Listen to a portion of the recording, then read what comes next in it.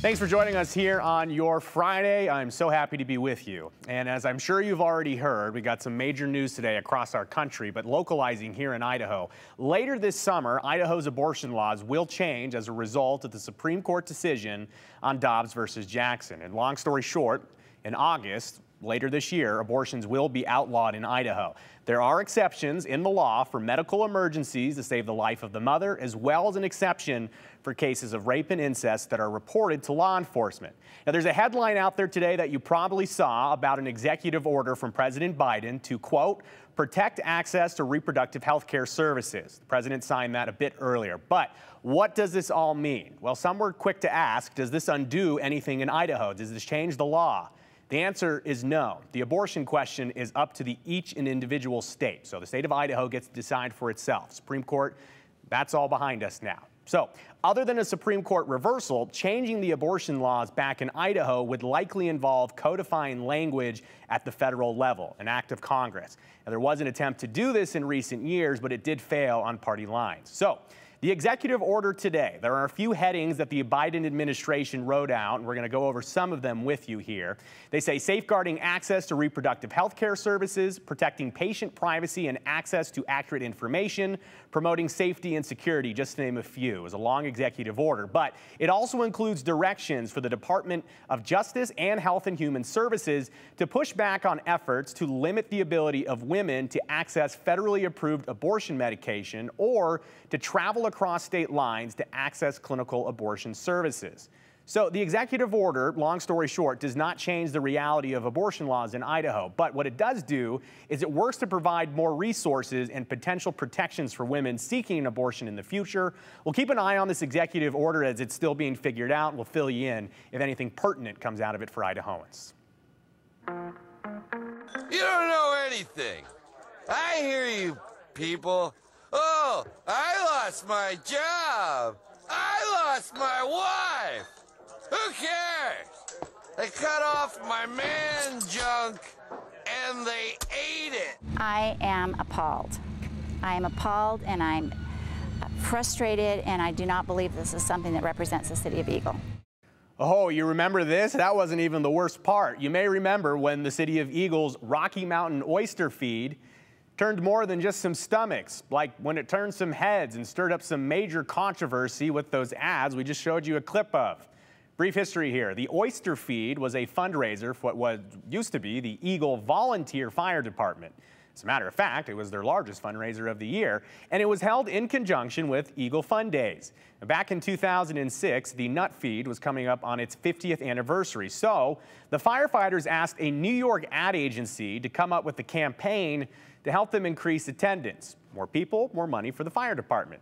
So they created that spokes bovine who in 3 ads said some things that were a bit racy for 2006, maybe even today, and it took it way too far according to some, and the mayor at the time, as you just heard. Now those ads, they never aired on television to be clear, but they were on the event website until the mayor made them take them down. But the fundraiser is back this weekend, and maybe you're city folk or maybe you're new to the area, but if you don't know what a Rocky Mountain oyster is, well, let's go back to the early 2000s and let the volunteer firefighters who are preparing them tell you all about it in today's 208 Redial.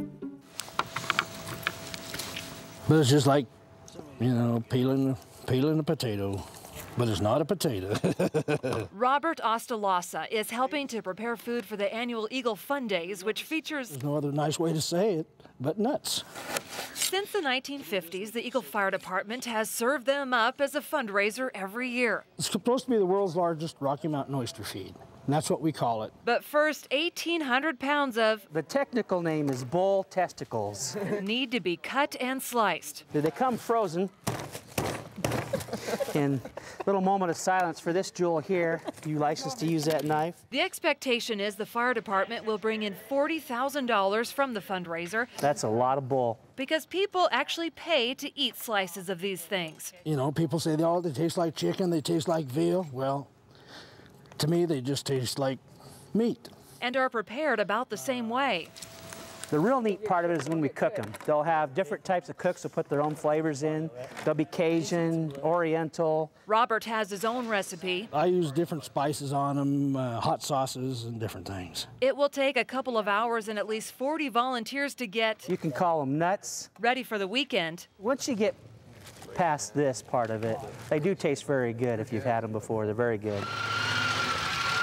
Which is why these firefighters have stuck with this dish for so long. They're a delicacy. We could have done chicken to, you name it, we could have done chili even, you know, but this draws a lot of people, it really does. In Eagle, Robbie Johnson, It's just different. Idaho's News Channel 7. I'm just curious how many of you have had these. You can send your thoughts into our text line. Anyways, the Rocky Mountain oyster feed carried on for a few more years after that incident, and when it separated itself from Eagle Fun Days, well, the attendance dropped from the event. And when Eagle Fire became no longer volunteer in 2015, there was no reason to have a fundraiser anyway. So last year, after more than 5 years of not feeding on nuts, it did come back, and it's back in the Fun Days fold again this year.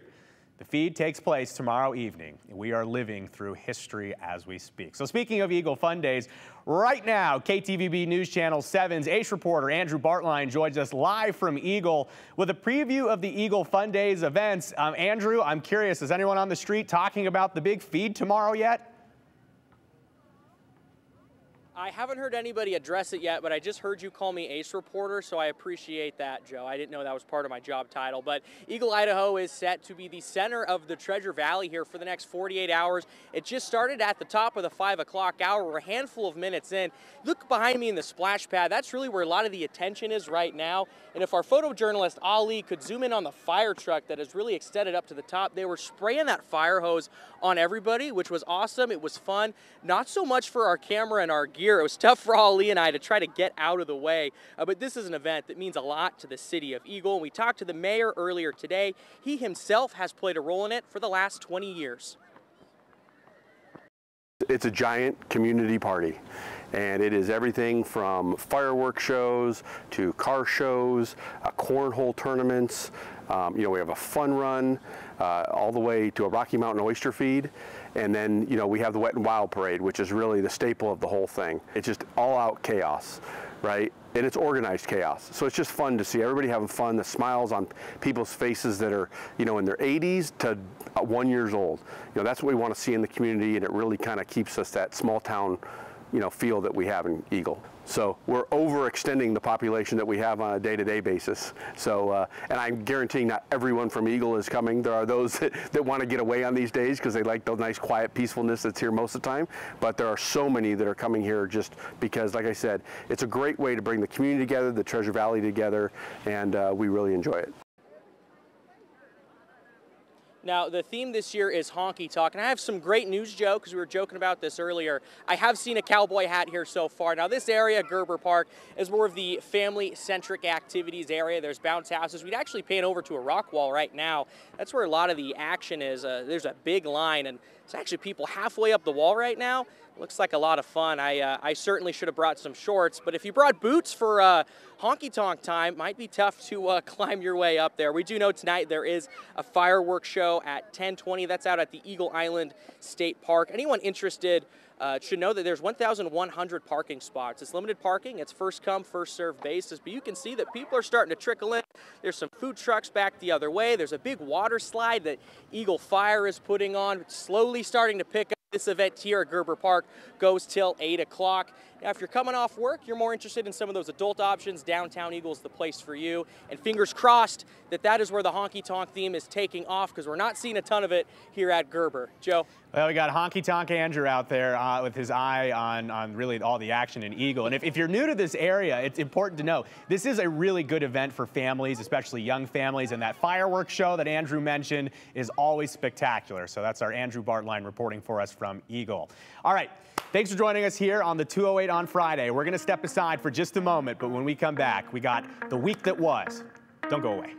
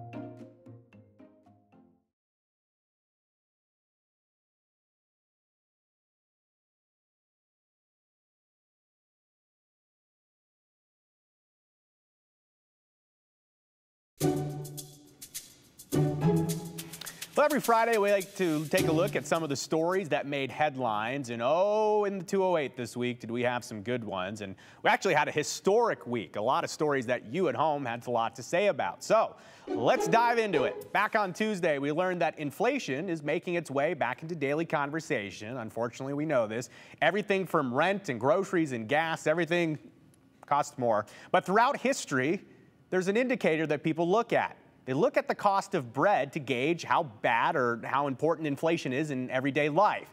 And because of a range of factors, one Boise bakery says that they do now have to bump up their prices to make ends meet.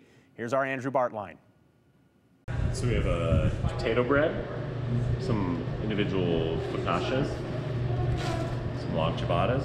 It's a labor of love at the Acme Bakery. I don't know if I could describe it to you. And while you may be unfamiliar with the name of this Garden City-based business, you're likely familiar with their work. Start with a bag of flour and a bucket of water, and you end the day with stacks of beautiful bread. You're transforming stuff. It's magical. Michael Runsvold built this operation from the ground up. He employs a team of 15 and supplies bread to more than 50 local restaurants, coffee shops, and food trucks. That's what pays the bills, and then we have fun baking for people at the farmers market.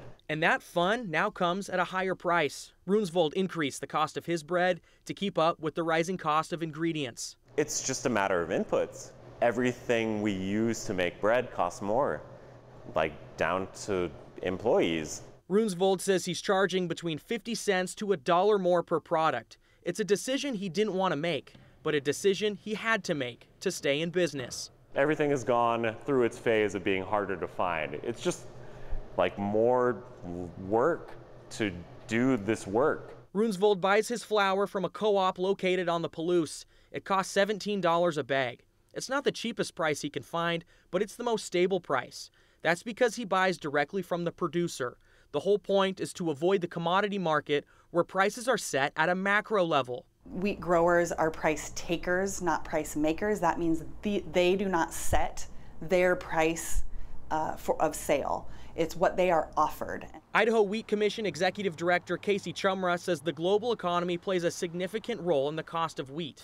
And now the war in Ukraine is creating uncertainty and price swings. That's because Russia and Ukraine export 30% of the world's wheat. In the last 10 to 20 years, we've seen a lot more volatility in the grain markets.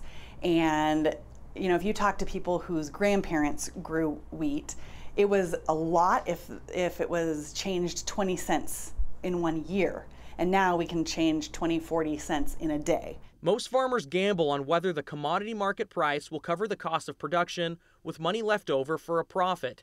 It's an increasingly dangerous bet as diesel fuel, fertilizer, and other overhead costs increase. Anywhere from 60 to 300% increases depending on the input.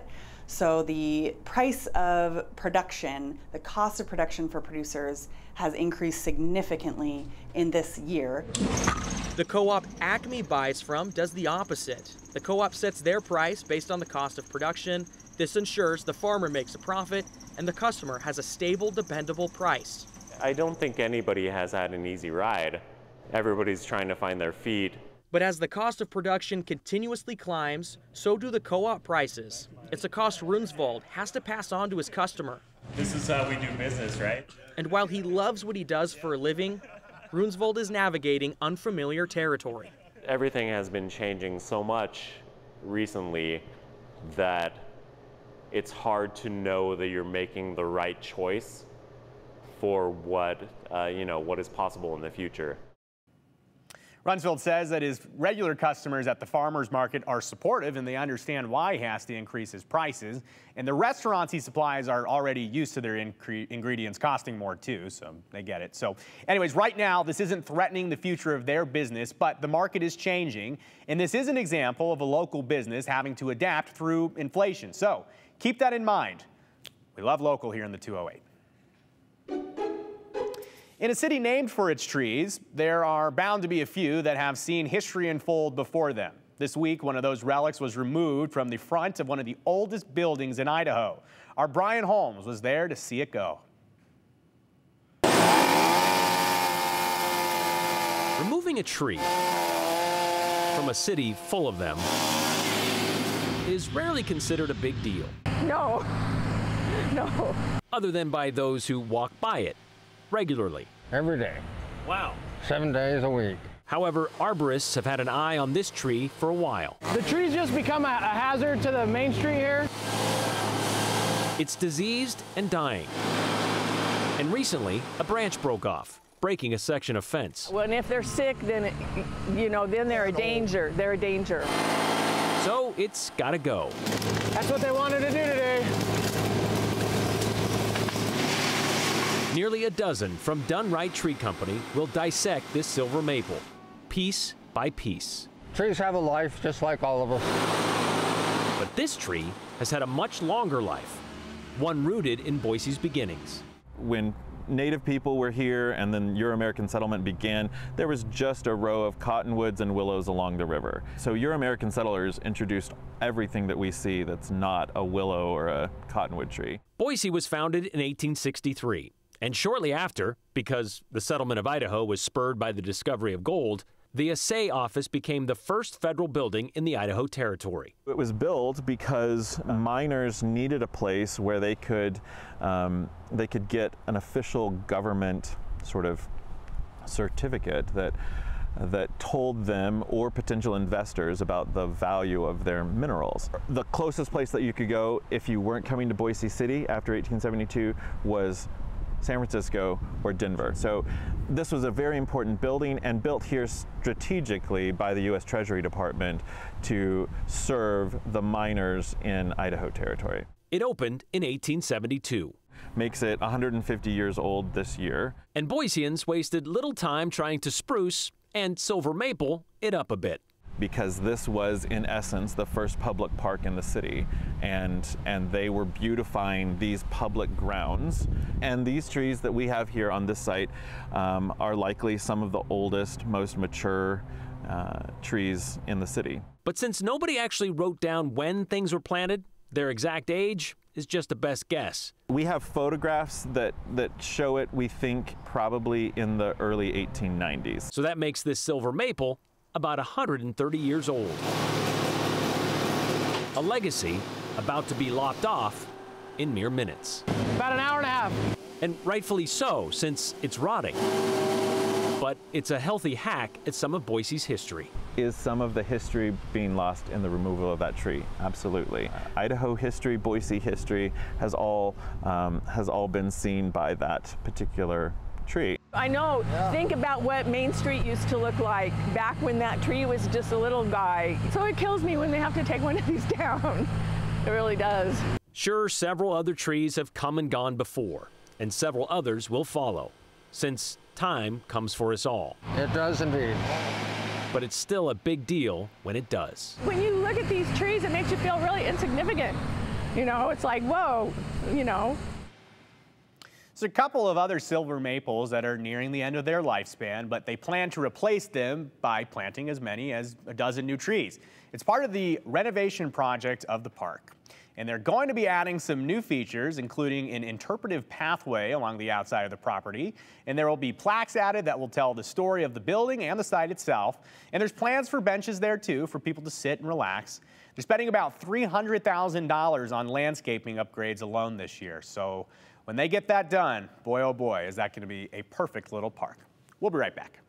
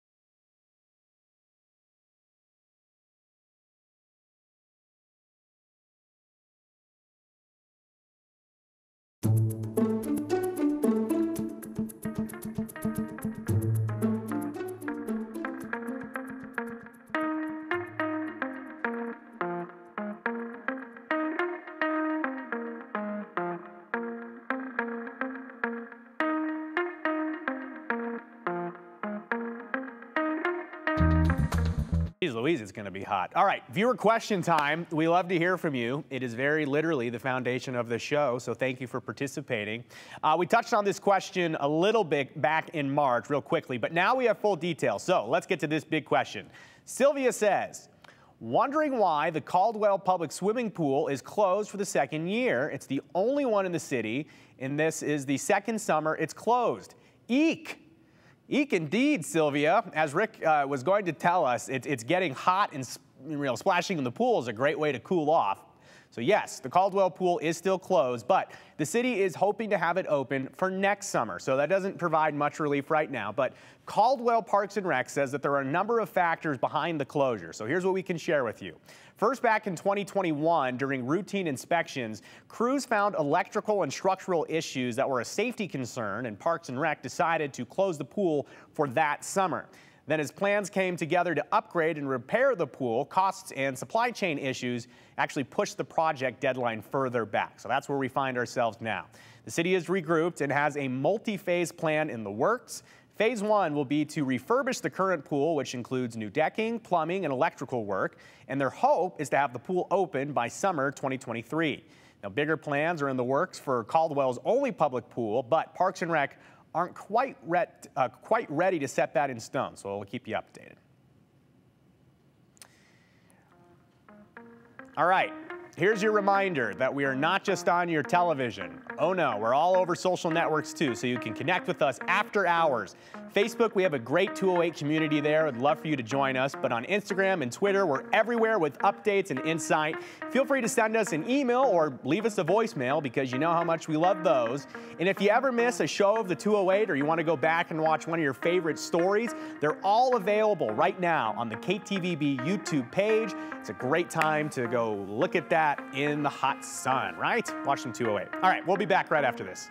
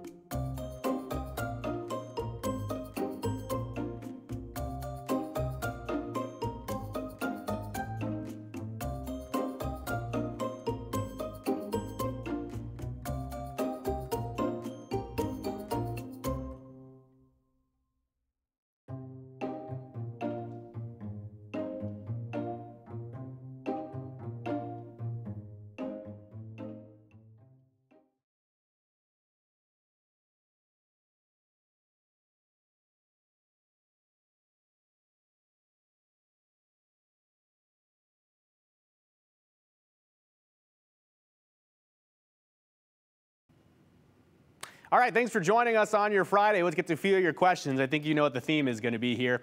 We have eaten Rocky Mountain oysters for years. They are excellent. Folks just need to have an open mind and give them a try. Pam, yeah, and if you have some time, there'll be a lot of Rocky Mountain oysters. This family remembers it from 2013. Go make some memories yourself. Have a great weekend. We'll see you Monday.